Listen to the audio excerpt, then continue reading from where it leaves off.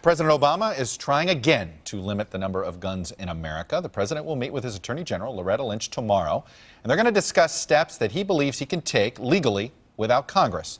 One step he plans on taking is this: changing the definition of a gun dealer so that people who sell firearms at gun shows fit that definition and have to use the background check system when they sell. Essentially, this is the president's way of closing the gun show loophole without Congress.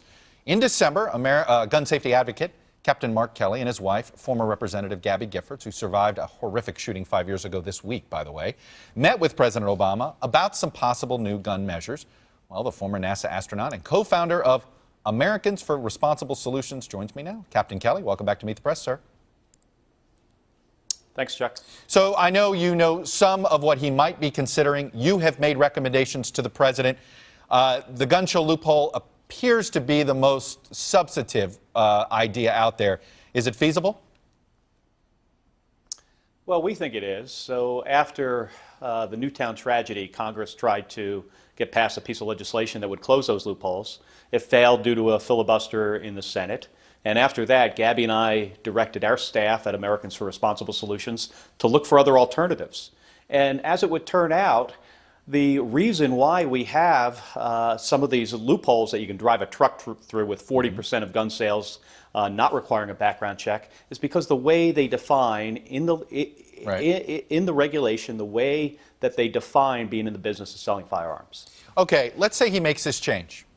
You can't really enforce the change without resources. And as you know, ATF is an agency that is starved of resources. We did a comparison when it comes to regulation with the FDA, for instance. And over basically the last decade, the FDA has seen, over the last 5 years, the FDA has seen a near 50% increase in its resources from Congress. ATF, not even 10%. In fact, they have fewer staff today than they did 5 years ago. If you don't have the ATF staff, you can't enforce these new regulations. Well, that's true. And so, I mean, one of the other things we need to do is work on getting ATF the money it needs to do its job.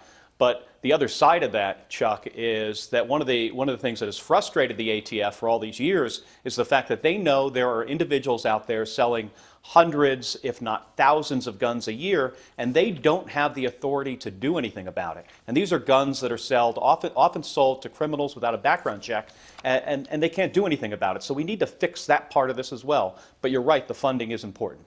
What is something, I know one of the things that you have said, we've had this conversation before, is you want to try to get, I guess, the East Coast or urban America to understand the gun culture in rural America. How do you translate that to the president?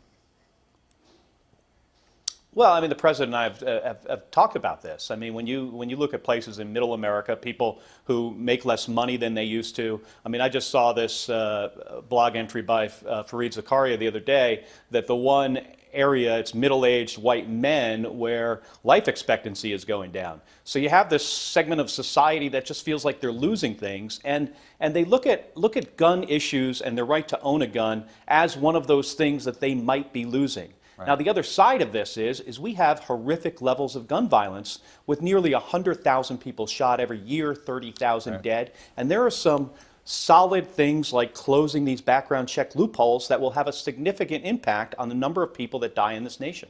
You know, though, a lot of people say if you just enforce the laws that are on the books, maybe some progress is made. Are you one of those that believes that? Well, you know, it's interesting that is used by the gun lobby, and I heard it when I was testifying in front of the Senate Judiciary Committee. And what they're getting at is actually charging the individuals, felons who try to buy a gun and fail a background check. What these individuals don't point up that use, that line of enforcing the current laws is we have prevented felons and people who are domestic abusers and people who are dangerously mentally ill from buying a gun nearly 2 million times because they failed the background check. Of course we need to enforce the laws, but at the same time, preventing those 2 million individuals from getting a gun has had a serious impact on gun violence. Mark Kelly, I'm going to leave it there. Americans for Sensible Solutions on gun safety. We'll be, I'm sure, hearing from you later in the week when we hear more from the... Hey, NBC News fans, thanks for checking out our YouTube channel. Subscribe by clicking on that button down here, and then click on any of the videos over here to watch the latest interviews, show highlights, and digital exclusives. Thanks for watching.